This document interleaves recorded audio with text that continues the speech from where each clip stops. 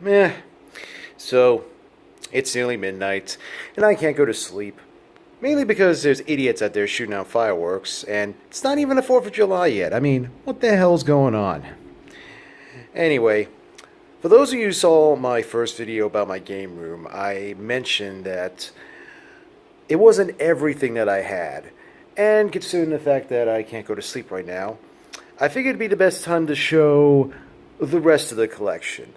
That needs to be all the rest of the systems and all the games that I have currently in my living room and in my bedroom as well. Because yes, it extends that far.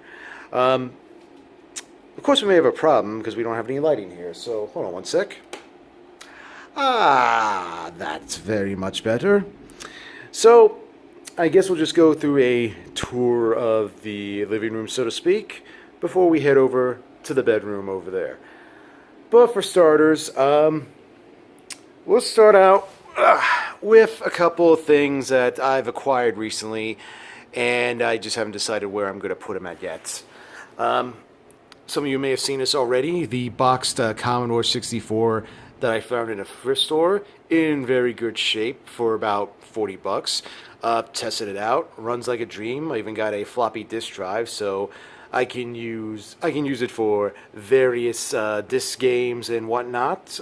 So very excited to learn about the Commodore 64 and all the various games that it has. Like I said, it's boxed right now because I don't know where to put it yet.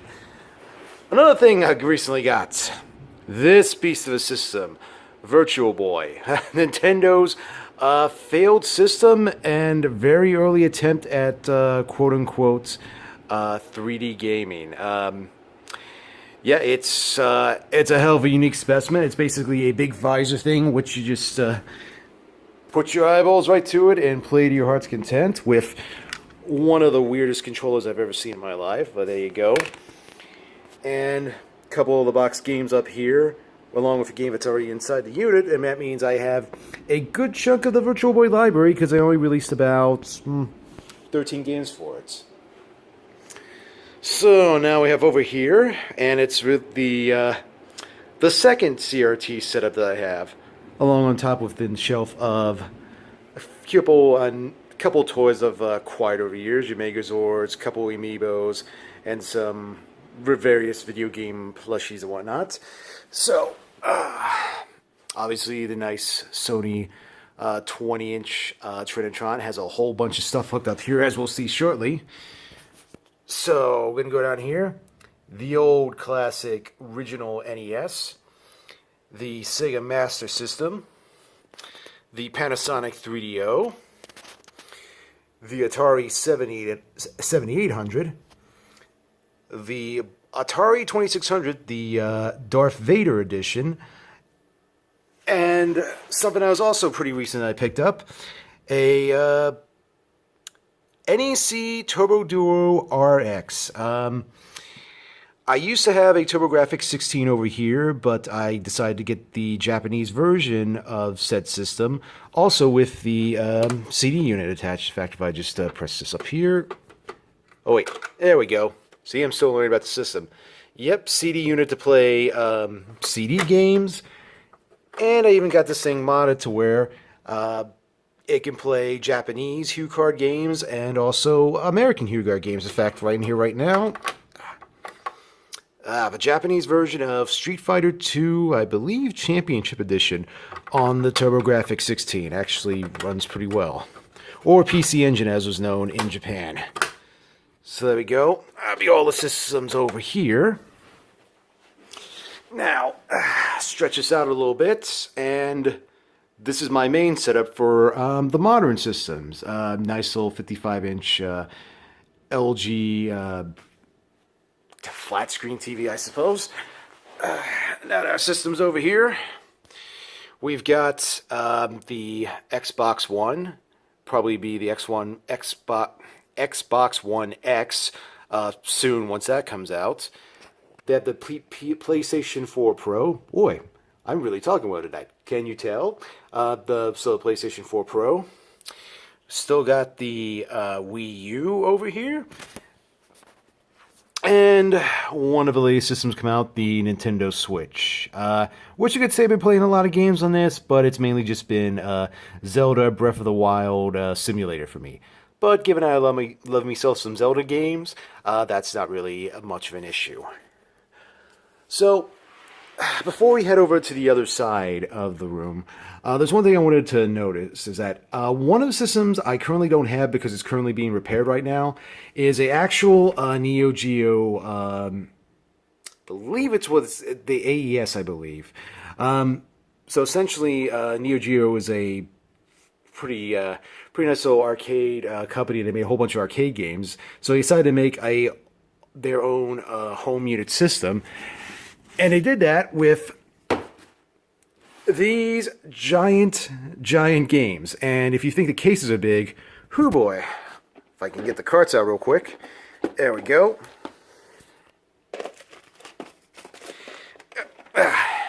There we go. Look at the size of this cart. Now that's what you call a game card right there. Absolutely tremendous. It's quite big in size. But like I said, I don't actually have the system yet because it's currently being worked on. But once I get it all up and ready, I'll be able to play myself some good Neo Geo games. Quite hard to come by, and they're pretty damn expensive too. I want to get Metal Slug so bad, but that costs like seriously $1,000. I'm not kidding on that. $1,000 for a game. Who would have thunk? All right. So as we'll get to over here. Probably something that's noticed up here. A bunch of collection of amiibos in the back. What can I say? I'm a Nintendo collector at heart, so I collect these as they come about. And in the front, Teenage Mutant Ninja Turtles toys. Because why not? That's just what I collect. So going down here, we've got a collection of Panasonic 3DO games. Most of these are just with their CD cases, but a few of them come with the stupid long box, which is absolutely ridiculous. John Madden Football, classic, I'm sure, but yeah, these long boxes that can't really fit on any shelves. That's why I had to get these shelves from IKEA just so I could actually fit most of these games in here, and I can't even get that back in there. Let's see if I can just get that, and bear with me a second. There we go. Wow, it's almost like I planned it. So over here, more 3DO games. Then we go into some of the PC Engine or TurboGrafx CD games, like I believe this was Art of Fighting, or was that Fatal Fury 2? I can never remember. Hold on, I have to just look at this. That's Fatal Fury. The other one was Art of Fighting. I'm sorry, folks. And then we got a couple of Nintendo Switch games. And a Commodore 64 game actually in its box. Found this for about $3. Pretty happy with it. It's a nice little arcade game. Over here, a bunch of Atari 2600 games. That's why the deep shelf was pretty nice. Like it fit a stack of four rows of these games just right in here with no problem. And then over here, more Atari 2600 games, a few 7800 games, and you may be able to see in the back bunch of different Atari controllers, TAC2 joystick, Atari paddles, and just the original Atari 2600 joystick. Down here, a bunch of Nintendo accessories and controllers. Got your standard NES controllers, the NES Advantage, the NES Light Gun, the NES Max, which never really liked myself, even though it's got turbo buttons, because the D-pad on this is not something I particularly enjoy. And then more controllers over here, including a nice little joystick for the NES. It was made by, I believe it was made by QuickShot, and just listen to this thing. Clicky as all heck. Like I'm pretty sure you could hear this from across the room if you wanted to. So, but a very nice joystick indeed.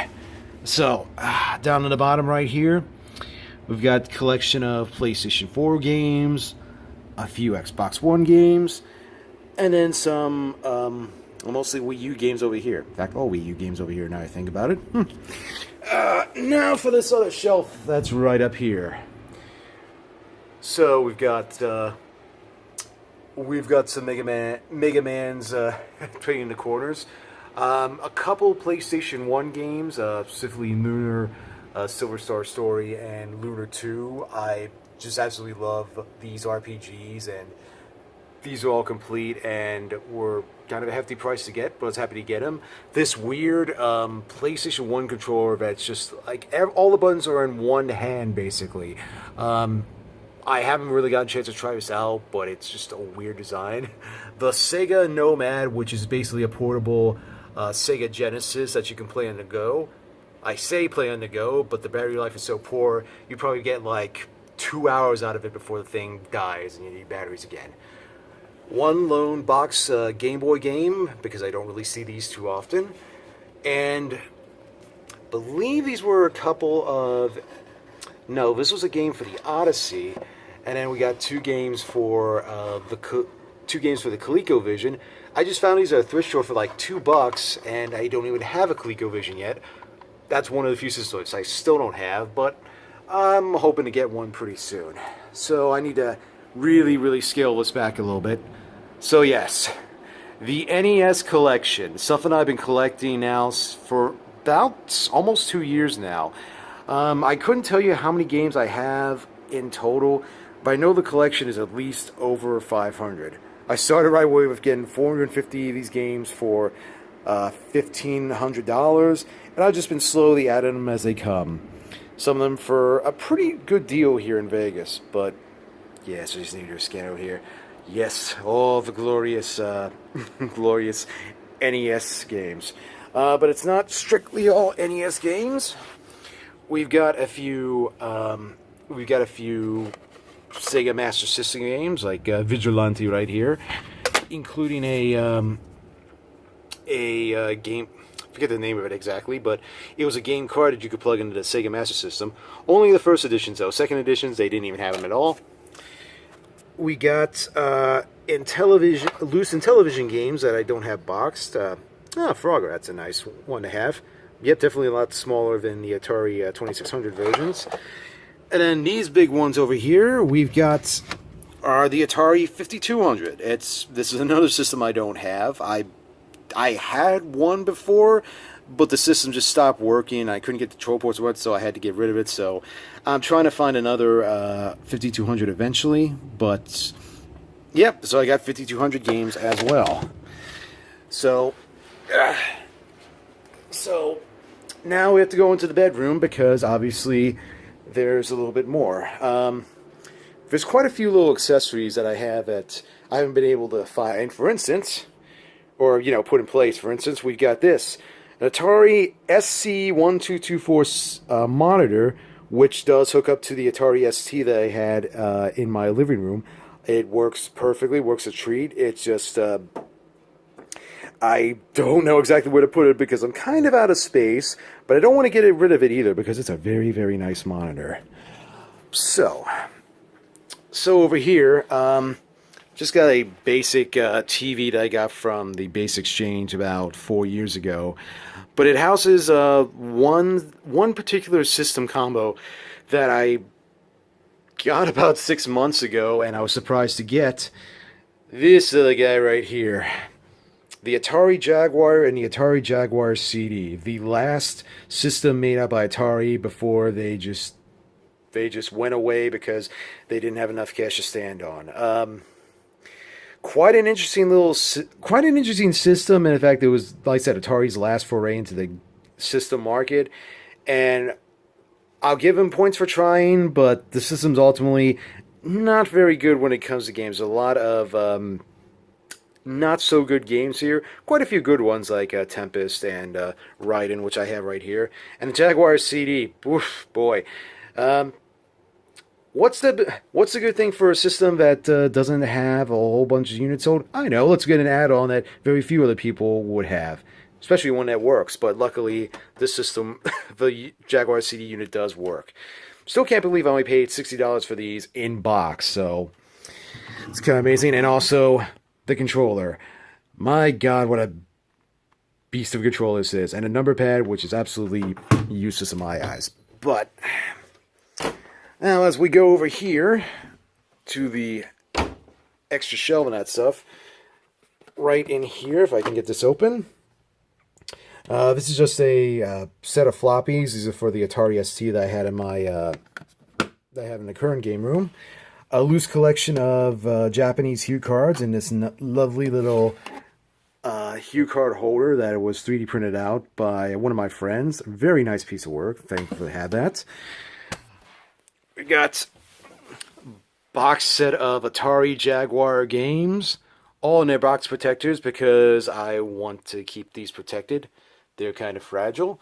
Couple loose Jaguar games, some Jaguar CD games, and a couple loose boxes for stuff I'm trying to find. I don't have the games for these, but I'm trying to get them eventually. Some boxed NES titles. I'm waiting for box protectors to come in for these. This one I just got pretty recently. A box copy of Gunsmoke. Almost in perfect condition. It's actually one of my favorite Nintendo games, and it's a game I usually use for any type of controller I get because this one's kind of, you kind of need to be quick on the D-pad and quick on the buttons to succeed in that game. Then we got a box Atari 7800 game, Dig Dug. It's actually still sealed. You got your TurboGrafx games here, your Sega Master System games that are all uniform. It's kind of impressive, actually. And I wouldn't say so much of a video game collection, but what else am I going to talk about these?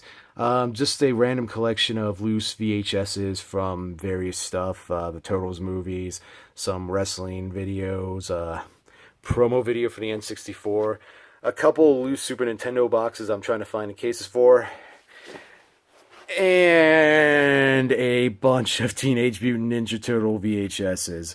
I got these in a lot for about $75, and what can I say? The Turtles are a guilty pleasure of mine, and I've kind of enjoyed these videos, with the exception of this guy right here.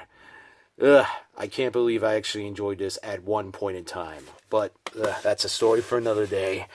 That's about it as far as the games I have, but actually there isn't, because I've got a few other things over here.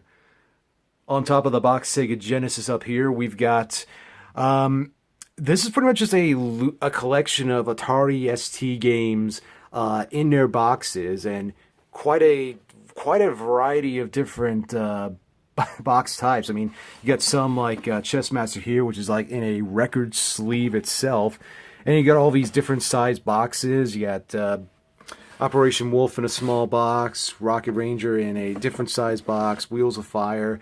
There is one lone PC game, Lego Island, which I only got this because, well, this was the first PC game I technically played, and it's got some memories for me. Haven't gotten out of the box because I don't know if I can even get this running on Windows 10, and I don't even think I can get that back in. Oh, well, I'll just mess with that later. So then we've got just a bunch of gaming magazines I've collected in various lots and that stuff. We got EGM, we've got Game Fan, we've got, let's see what else we got here. Game Informer, Game Pro, more Game Pro.